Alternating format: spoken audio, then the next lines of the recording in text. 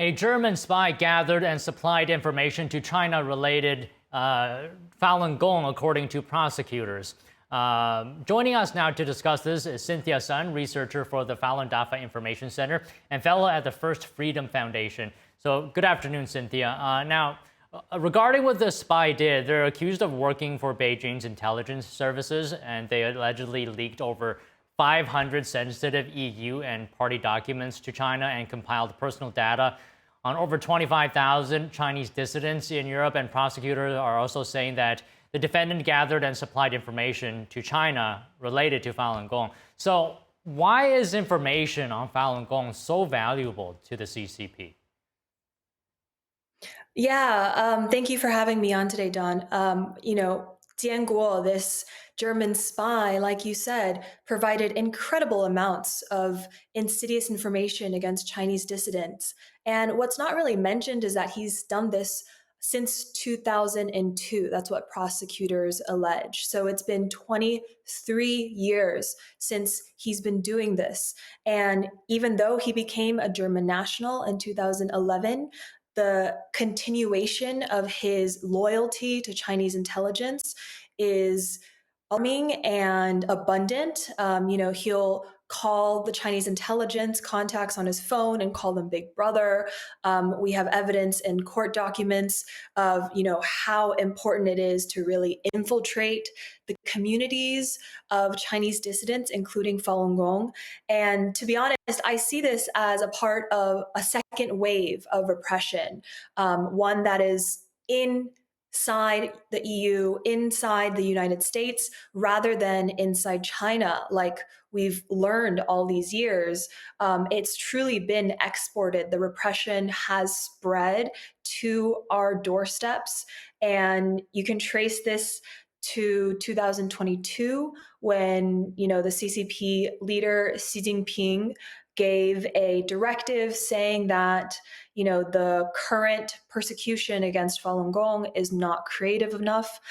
His words, not mine.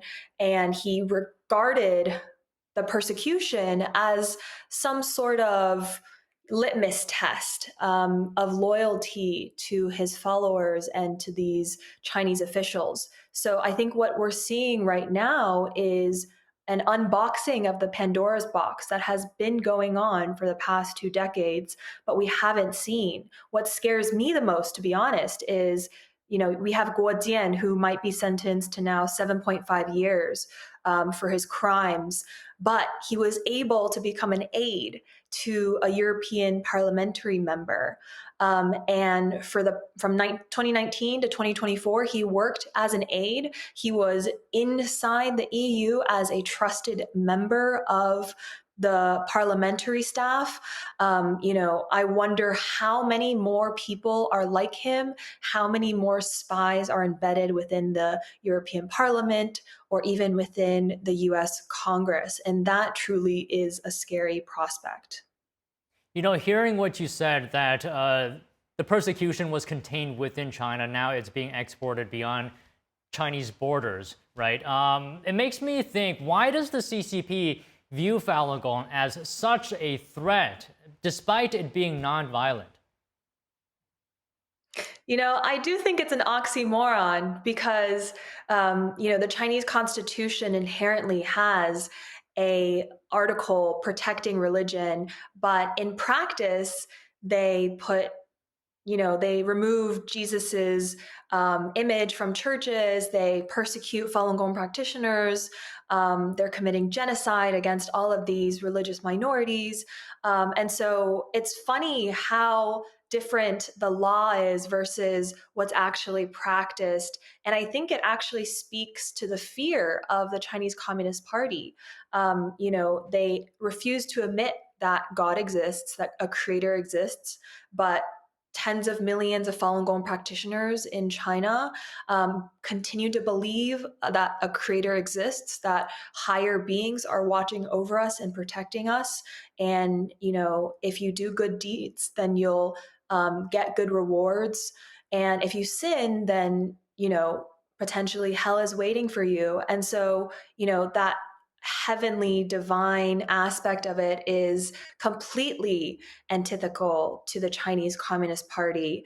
And that core reason is why the Chinese Communist Party first persecuted Falun Gong back in 1999. They had this irrational fear that if they get rid of believers, if they get rid of Falun Gong practitioners, which at that point was 100 million, according to state media sources, then the Chinese Communist Party would be able to thrive. But I kind of see it as them shooting themselves in the foot because, on the contrary, what they've actually raised is a grassroots activist movement that has spread over 110 countries and continues to expose the CCP today. So I want to follow up on an earlier point you made, Cynthia, that perhaps there are more spies working for the CCP's intelligence apparatus. Can you, based on that, talk to us more about China's broader strategy of transnational influence?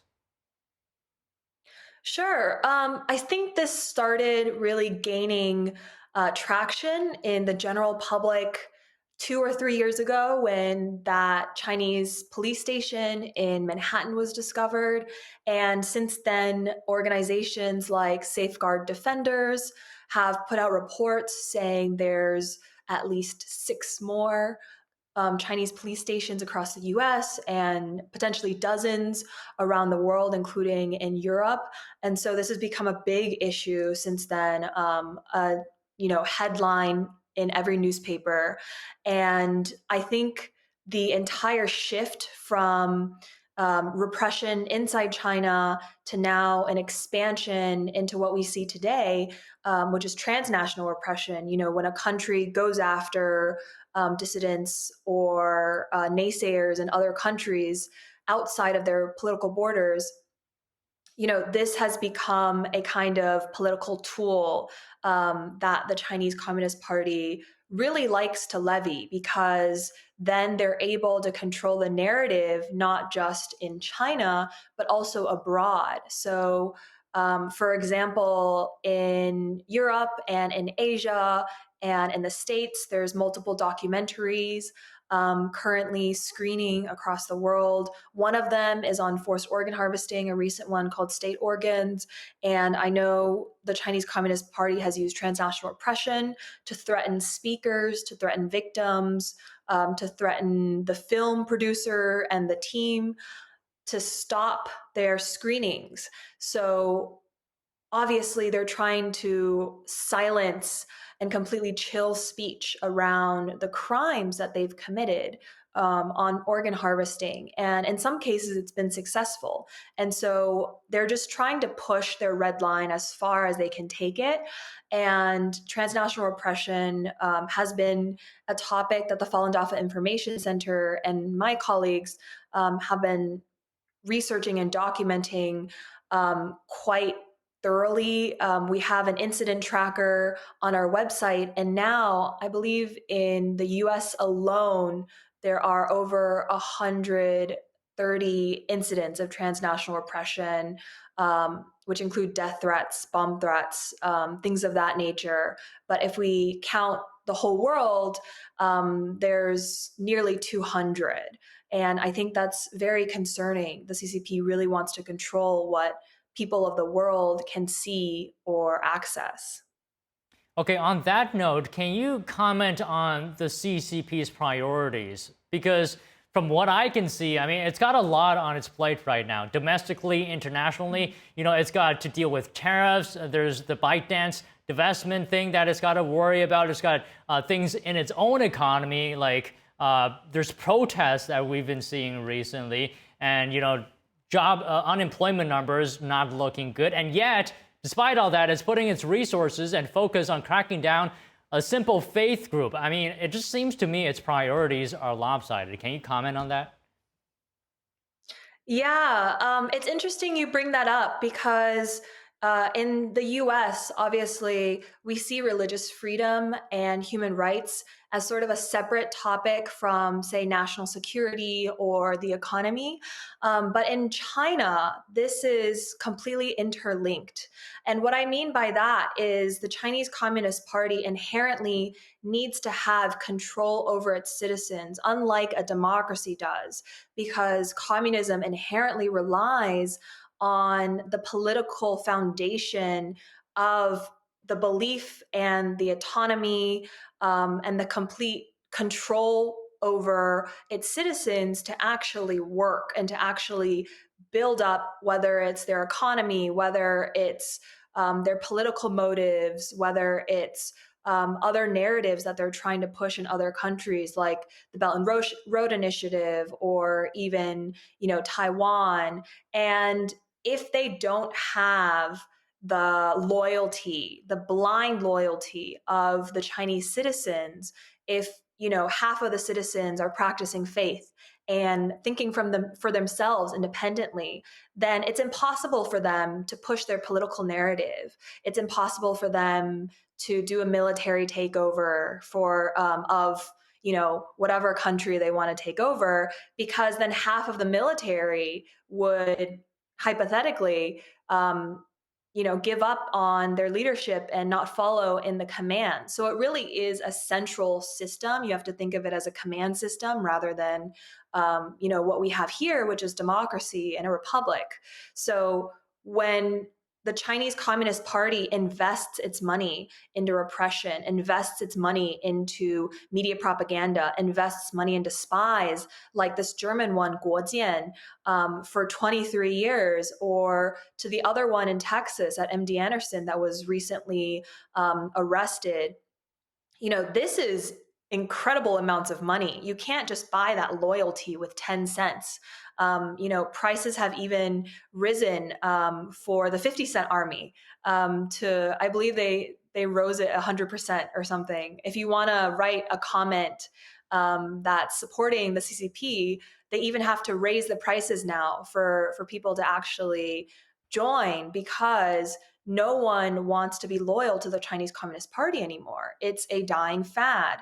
And, more people are jumping off the ship. And so they have to continue repressing Falun Gong and repressing all of these whistleblowers, like they did in COVID, because if they don't control the dissidents, then they can't control the narrative. And that threatens the entire political structure that they have. Okay, well, Cynthia, it's always great to speak with you. Really enjoyed it today. Thank you so much. Thank you so much, Don.